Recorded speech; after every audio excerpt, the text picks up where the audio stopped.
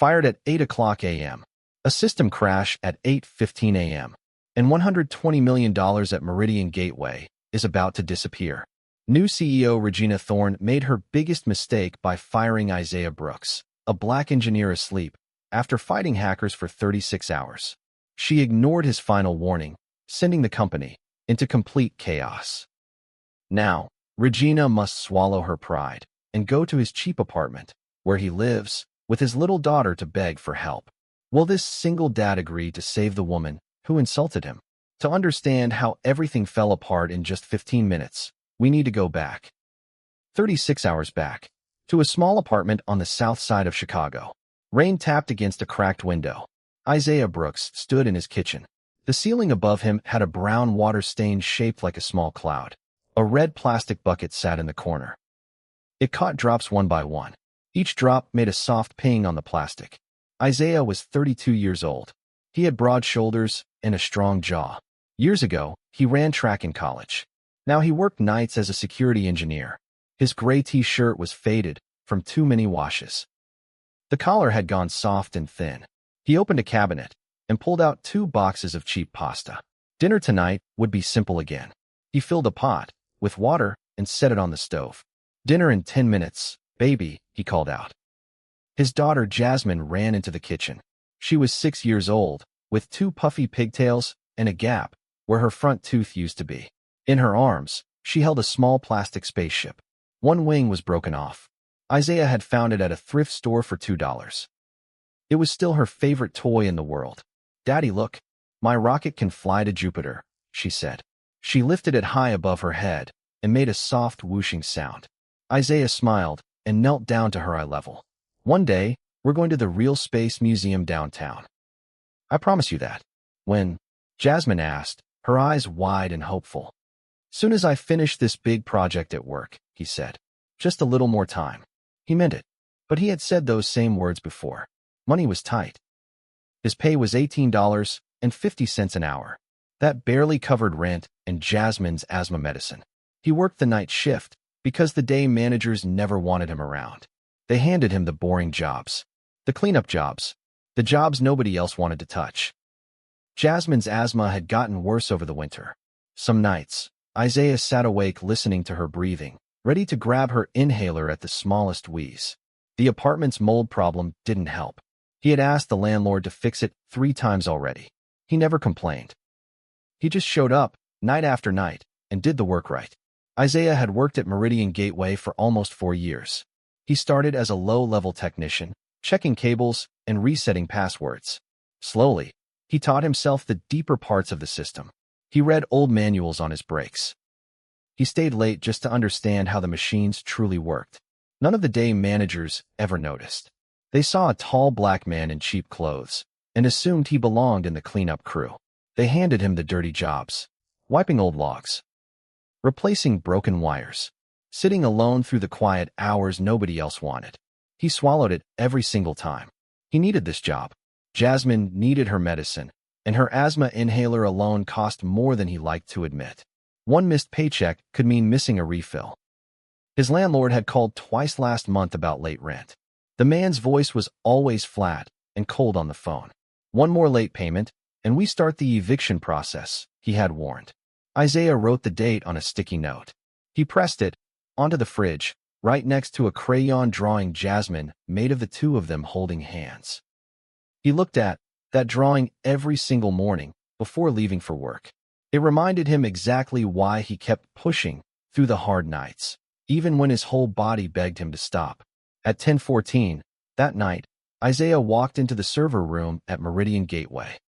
The financial company managed money for thousands of regular people.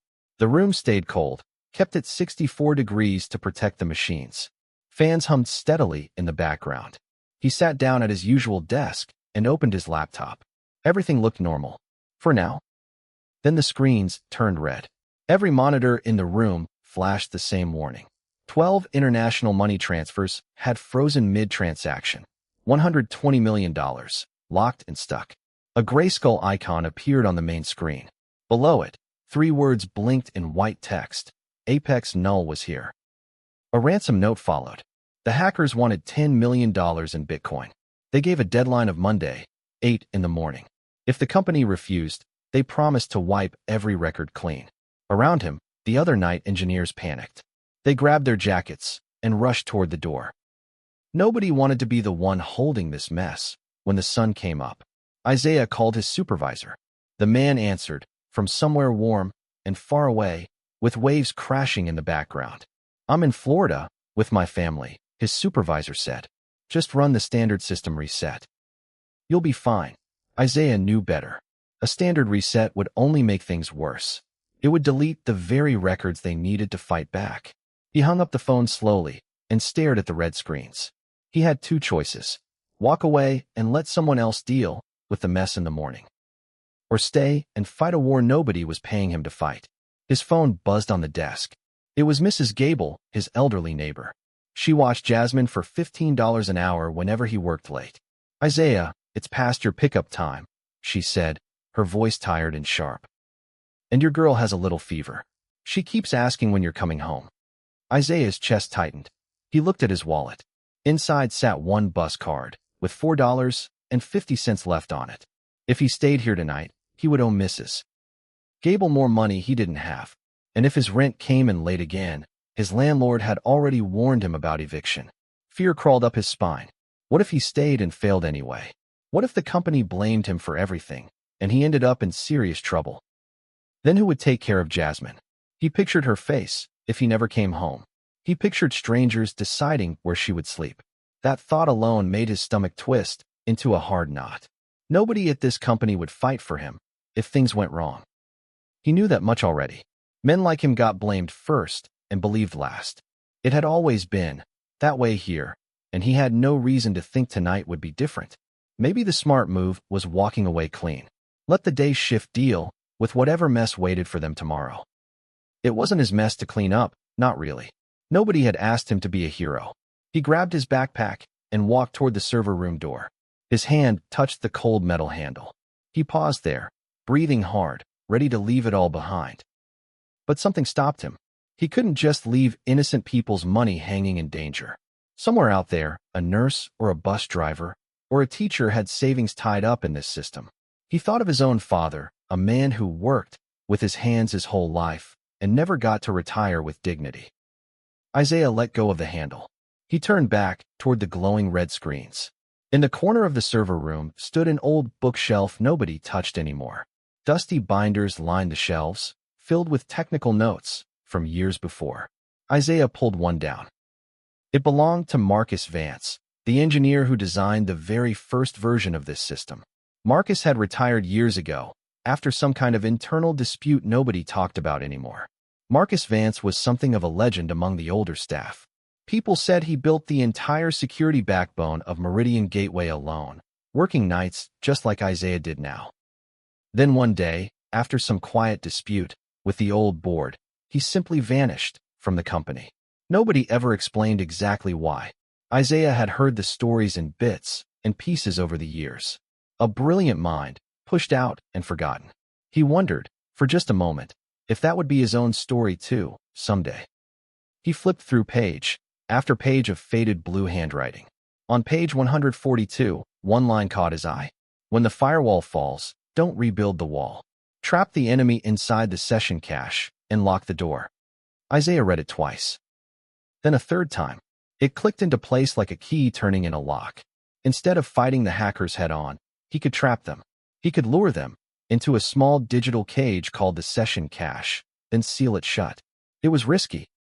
It had never been tested on a threat this big, but it was the only real chance he had. He felt something strange rise in his chest. Not confidence exactly, something closer to hope. For the first time all night, his hands felt steady. He rolled his shoulders back and cracked his knuckles, the way he used to before a big race back in college. Whatever happened next, he was no longer running from this fight.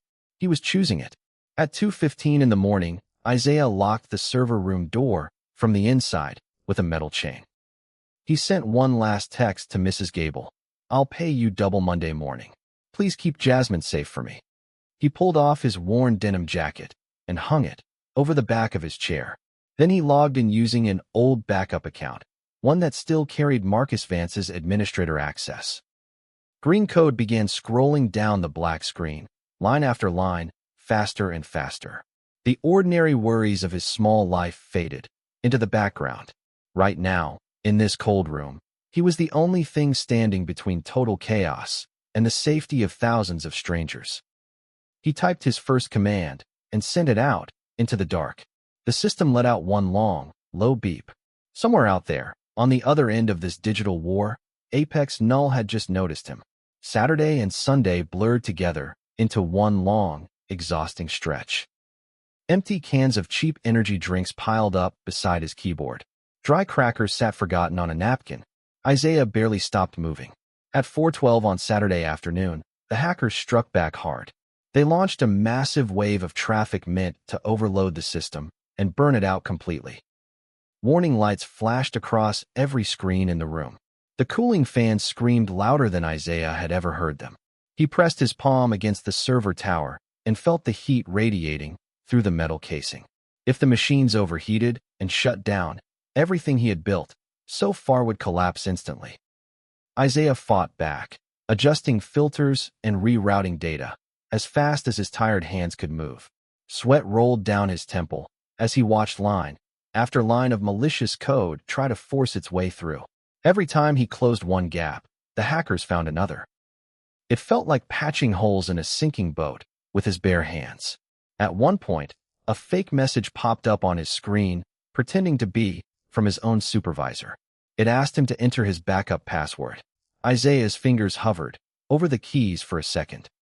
Something felt wrong about the wording. He closed the window instead and kept working.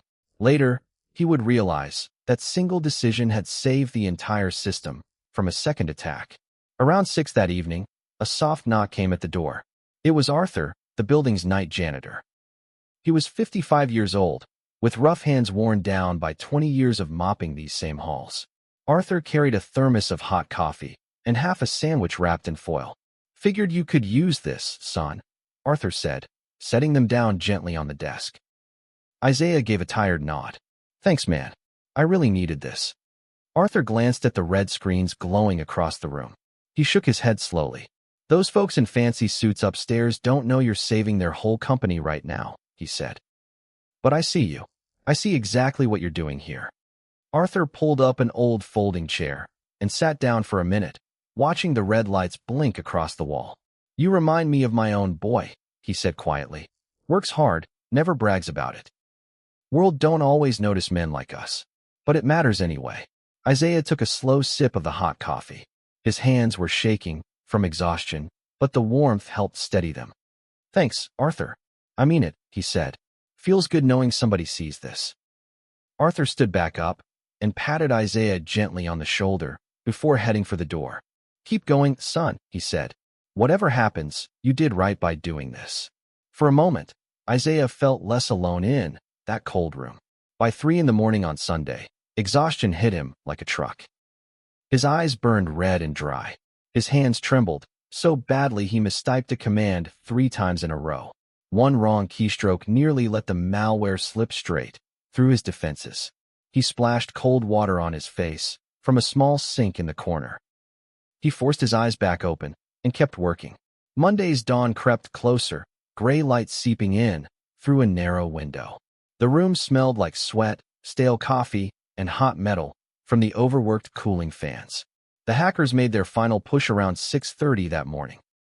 They tried to force one last transfer, aiming to move all $120 million into hidden overseas accounts.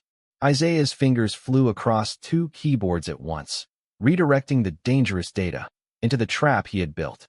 But the malware began splitting itself apart, trying to break free of the cage.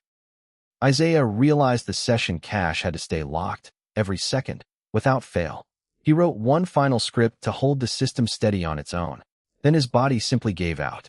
His head dropped forward onto the keyboard at 7:55 that morning. The system was safe. Barely. It sat balanced on the thinnest possible thread.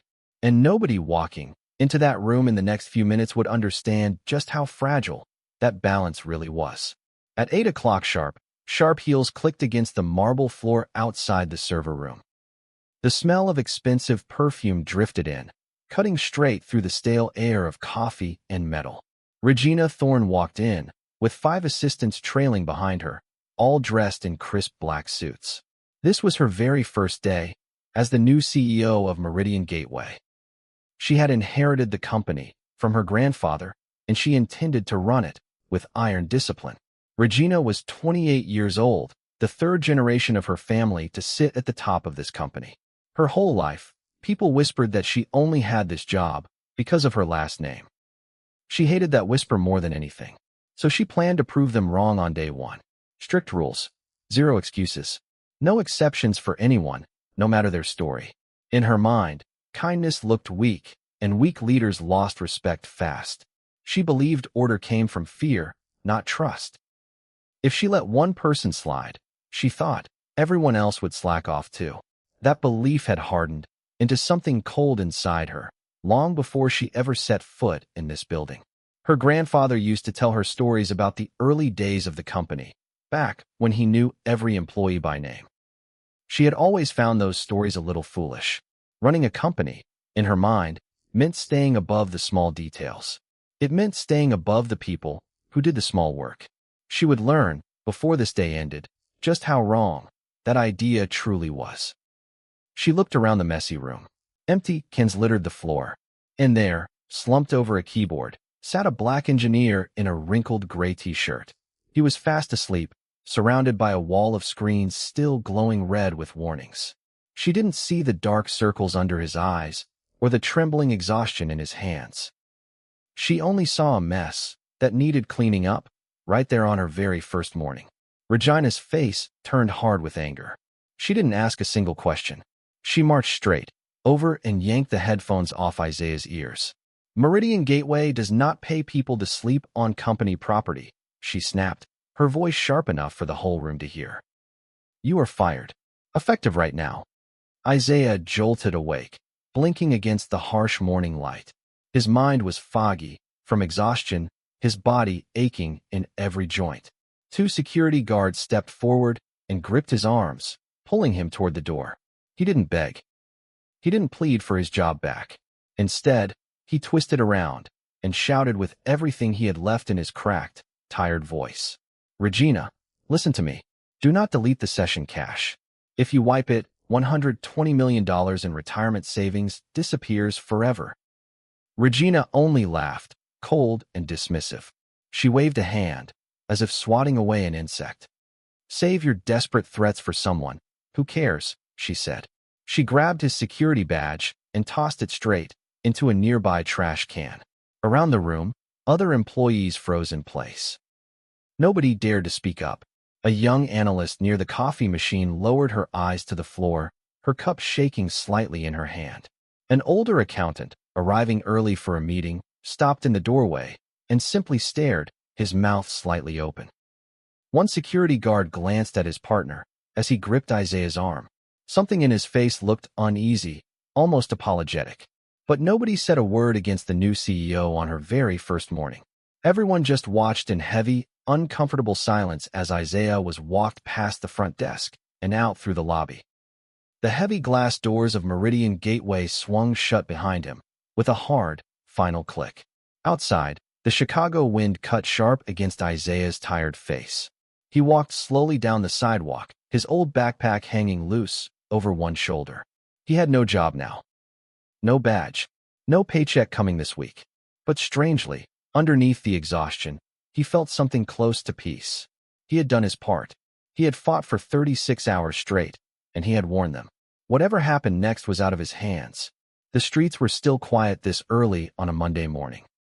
A few delivery trucks rumbled past, and steam rose from a manhole cover near the corner.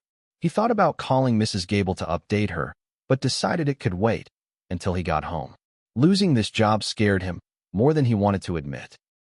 Yet somewhere underneath that fear, a quiet certainty had settled in. He had done the right thing, even when nobody was watching, and even when it cost him everything.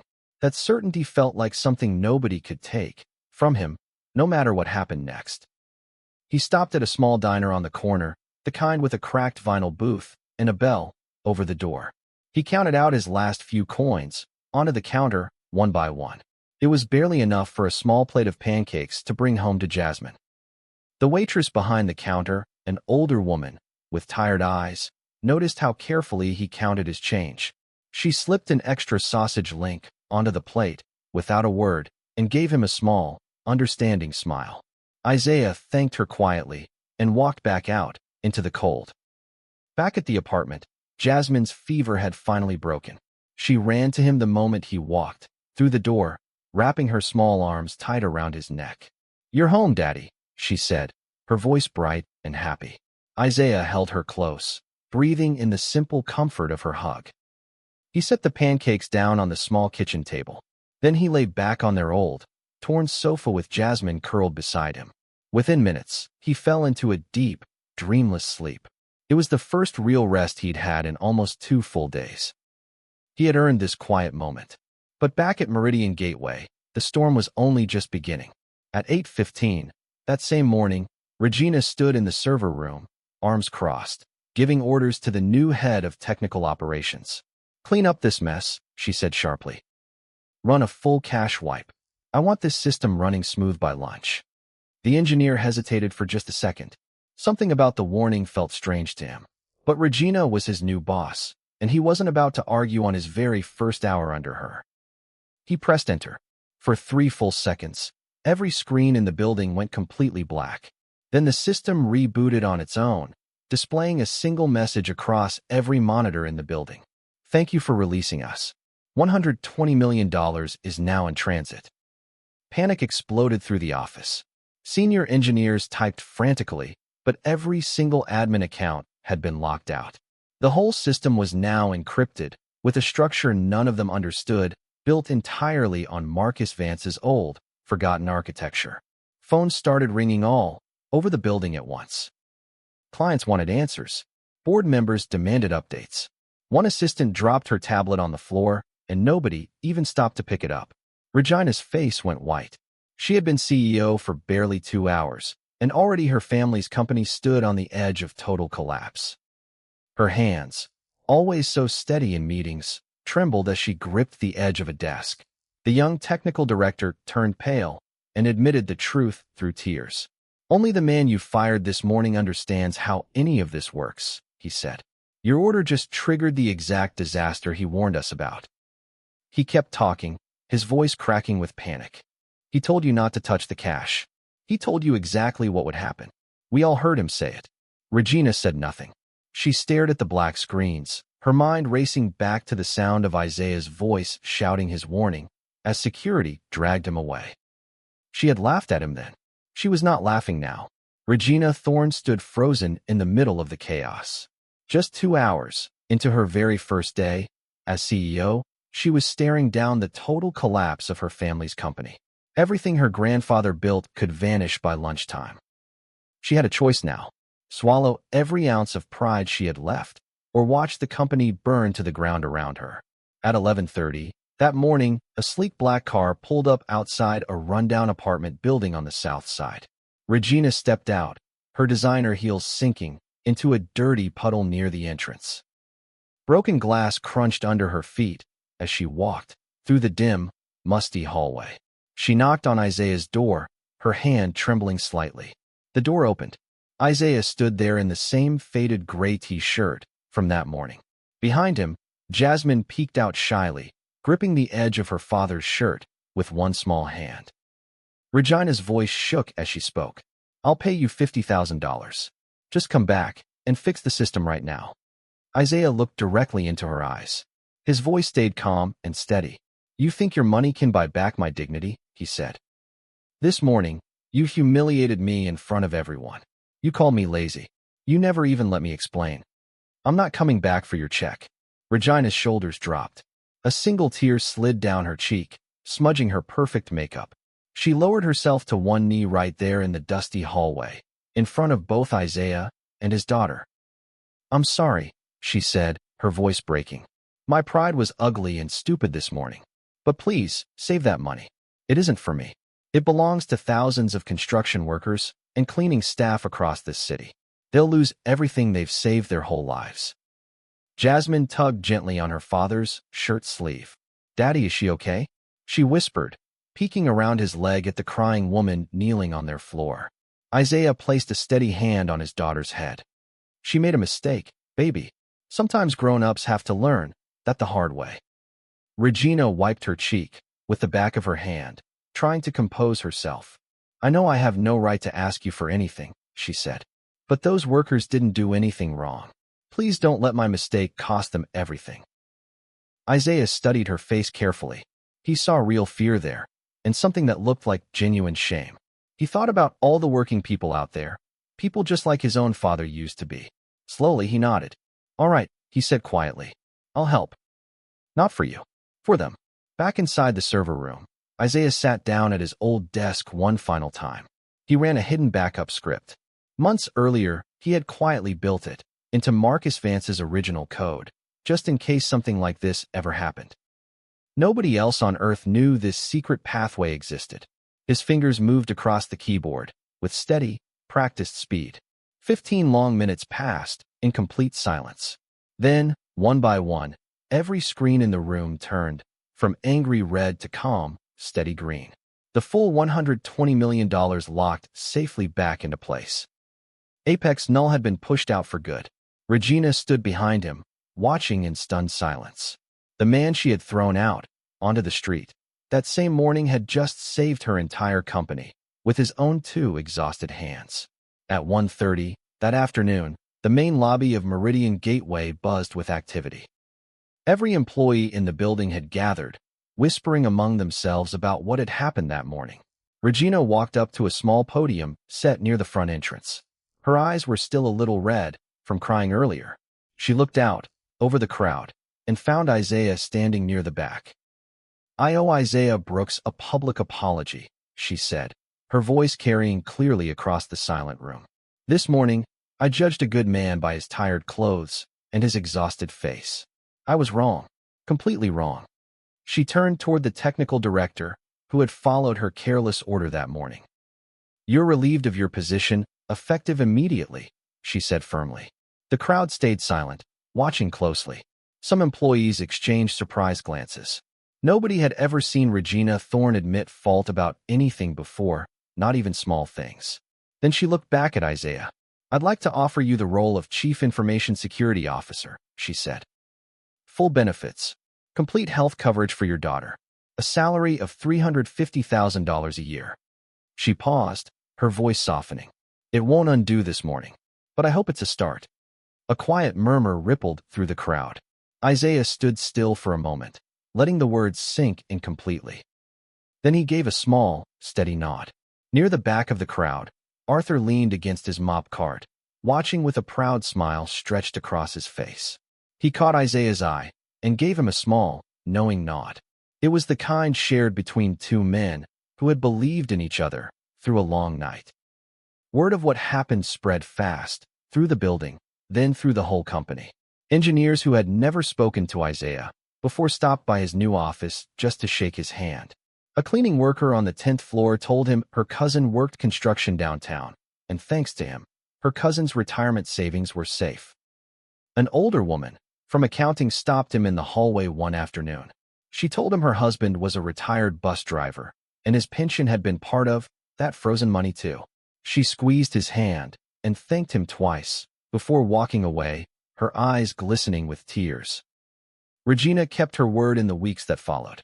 She started a new policy across every department. No employee could be disciplined without a full review first. She personally visited the maintenance and security staff, learning their names for the first time. Slowly, quietly, she began to understand what her grandfather always meant when he said a company runs on the people nobody notices. She also made sure Arthur received a raise and a proper title, Senior Facilities Coordinator, along with new equipment he had been requesting for years. When she handed him the paperwork herself, Arthur just smiled and shook her hand firmly. Took you long enough, he said, only half joking. Regina laughed for the first time that whole week. Isaiah settled into his new office on the 14th floor. It had a real window, something he had never had before. Some mornings, he still stopped by the old server room just to check on things, out of habit more than necessity. Arthur usually found him there, and the two would talk for a few minutes before starting their day. 3 months later, the sun hung warm and golden over a small house, with a modest front yard in the Chicago suburbs. No trains rattled outside these windows anymore. No water dripped through a stained ceiling. Isaiah walked up the front path, holding Jasmine's hand. In her arms, she carried a brand new toy spaceship, shiny silver metal catching the afternoon light. He had bought it, with money from his very first paycheck in his new role. "Daddy, can we still visit the Space Museum this weekend?" Jasmine asked, looking up at him with bright, hopeful eyes. "We sure can, baby," Isaiah said, smiling wide. "This time, we're not rushing home for anything." He looked down at his daughter and felt something settle deep inside his chest. The dark circles under his eyes were gone now.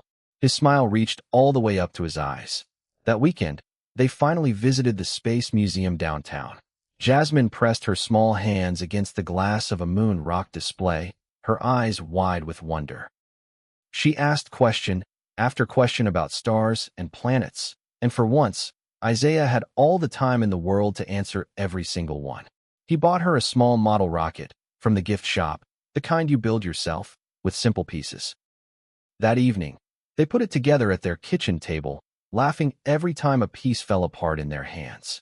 Jasmine placed the finished rocket right next to her old broken one on the windowsill. "This one can be the new captain," she said proudly. "But the old one still gets to fly too." Isaiah smiled and ruffled her hair gently. Some things, he thought, were worth keeping around, even after they'd been replaced by something better. Isaiah thought back often to that cold server room and to the man who had once written a note in faded blue ink. He never learned exactly what happened to Marcus Vance, but he made a quiet promise to himself. If he ever met a young engineer working late, unnoticed, and underpaid, he would remember to see them. Really see them.